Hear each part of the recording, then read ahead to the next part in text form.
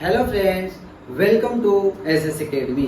आज हम लोग फिर एक नए वीडियो के साथ आप लोगों के सामने हाजिर हैं। जैसा कि आप लोग जानते हैं कि मैं हर बार नए कुछ अलग जानकारियों के साथ आप लोगों के सामने आता हूं, तो इसी कड़ी में आज का जो वीडियो है वह काफ़ी महत्वपूर्ण है और काफ़ी जानकारी भरा है। इस वीडियो को कोई भी देख सकते हैं, यानी जो एजेड हैं या स्टूडेंट्स हैं, सबके लिए ये एक बराबर है। चाहे कोई जॉब करता है उनके लिए भी जानकारी बहुत महत्वपूर्ण है। तो आइए बात करते हैं इसके बारे में, भारतीय अर्थव्यवस्था के क्षेत्र। आज हम लोग चर्चा करेंगे इस टॉपिक पे कि भारतीय अर्थव्यवस्था के कौन कौन से क्षेत्र हैं। तो जैसा कि आप लोग जानते हैं कि किसी भी कड़ी में प्राथमिक किसको कहा जाता है, यानी जो फर्स्ट होता है, ज़्यादा वैल्यूएबल होता है, जिससे ज़्यादा अर्निंग होता है उसी को प्राथमिक कहा जाता है। तो आप लोग जानिए कि भारतीय अर्थव्यवस्था के 3 क्षेत्र हैं। 3 क्षेत्र कौन कौन है? तो पहला है प्राथमिक क्षेत्र, दूसरा है द्वितीयक क्षेत्र एंड तीसरा है तृतीयक क्षेत्र। ये 3 क्षेत्र हैं भारतीय अर्थव्यवस्था के, प्राथमिक क्षेत्र, द्वितीयक क्षेत्र और तृतीयक क्षेत्र। लेकिन अब आपके सामने यह सवाल जरूर होगा कि आखिर इस प्राथमिक, द्वितीयक और तृतीयक क्षेत्र में आते क्या क्या है, किसको कहा जाए कि प्राथमिक है, किसको कहा जाए कि द्वितीयक क्षेत्र है और किसको कहा जाए कि तृतीयक क्षेत्र है। तो इस कड़ी में आइए हम लोग बात करते हैं कि प्राथमिक क्षेत्र कौन सा है, द्वितीयक क्षेत्र कौन सा है और तृतीयक क्षेत्र कौन सा है। तो देखिए गाइस, प्राथमिक क्षेत्र के बारे में यदि बात करें तो हमारे अर्थव्यवस्था जो है, हमारा देश जो है एक कृषि प्रधान देश है। अर्थात यहाँ की जो जनसंख्या है वो अधिकांशतः किसी न किसी रूप में कृषि पर ही निर्भर है। मान के चलिए कि जरूरी नहीं कि आप खेती ही करते हैं या मान लीजिए कि आप फसल ही उगाते हैं। अगर आप फसल कोई उगाता है तो आप खाद बीज का दुकान भी करके बैठे हैं तो वो भी आप कृषि पर ही आधारित हैं। यदि आप ट्रैक्टर से जुताई करते हैं तो वो भी आप कृषि पर ही आधारित है। तो इस तरह कहने का अर्थ कि यदि बड़ी बड़ी कंपनियां हैं जो फर्टिलाइजर बना रही है तो वो बड़ी कंपनियां और उसमें काम करने वाले हजारों लाखों मजदूर भी वो जो हैं वो सभी लोग कृषि पर ही आधारित है। क्योंकि कृषि है तभी वो फर्टिलाइजर की फैक्ट्री चल रही है, नहीं तो कृषि के खत्म होते ही वो फर्टिलाइजर की फैक्ट्री भी क्या हो जाएगी, बंद हो जाएगी।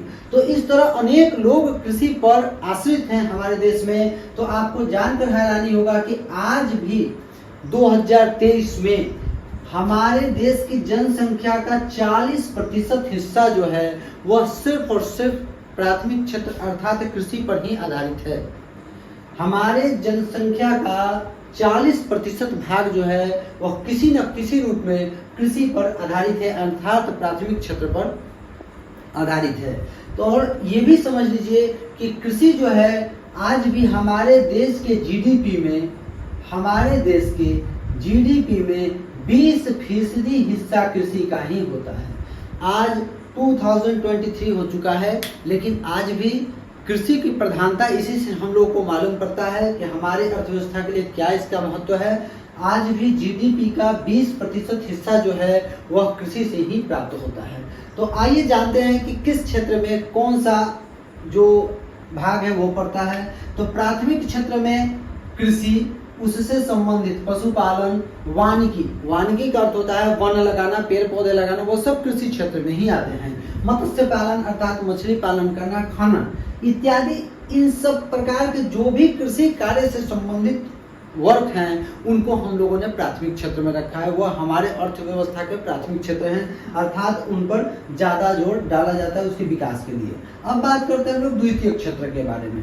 तो द्वितीयक क्षेत्र क्या होता है? तो द्वितीयक क्षेत्र होता है जैसे निर्माण कार्य करना, सड़क, पुल, बिल्डिंग बनाना, इन सब क्षेत्र के बारे में। तो द्वितीयक क्षेत्र में आता है विनिर्माण, निर्माण, विद्युत, गैस, ये सब जो है ये सब आते हैं द्वितीयक क्षेत्र में। ये हमारे अर्थव्यवस्था के द्वितीयक क्षेत्र हैं।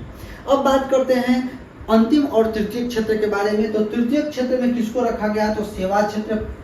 अब सेवा क्षेत्र क्या है तो इस पे थोड़ी सी बात कर लेते हैं हम लोग, ताकि जानकारी बढ़ा रहे हम लोग का। सेवा क्षेत्र क्या है? तो सेवा का अर्थ होता है भाई सर्विस लेना। तो जिससे हम लोग सर्विस लेते हैं उस क्षेत्र को सेवा क्षेत्र कहा जाता है। जैसे मान लीजिए हम लोग मोबाइल का यूज करते हैं तो यदि किसी कंपनी का सिम लगाए हुए हैं, उससे बात करते हैं, नेटवर्क का यूज़ करते हैं, तो वो सेवा क्षेत्र है। जैसे हम कहीं जाके प्रिंटिंग कराते हैं अपने बुक को या पब्लिशर करते हैं, वो सब सेवा क्षेत्र है। तो इस तरह परिवहन, यदि बस से, ट्रेन से, एरोप्लेन से, ये सब से हम लोग जाते हैं, वो भी सब सेवा क्षेत्र आता है। संचार, जिससे हम लोग बातचीत करते हैं, भंडारण, बीमा और अन्य प्रकार के जितने वर्क्स हैं, ये सेवा क्षेत्र हैं। हालांकि आपको बता दें कि यह सेवा क्षेत्र जो है, यह तृतीय क्षेत्र जरूर है, लेकिन यह अब तेजी से हमारे इंडिया में बढ़ रहा है और इतनी तेजी से इसका विकास हो रहा है कि आज ये हमारे जीवन का अभिन्न हिस्सा बन चुका है।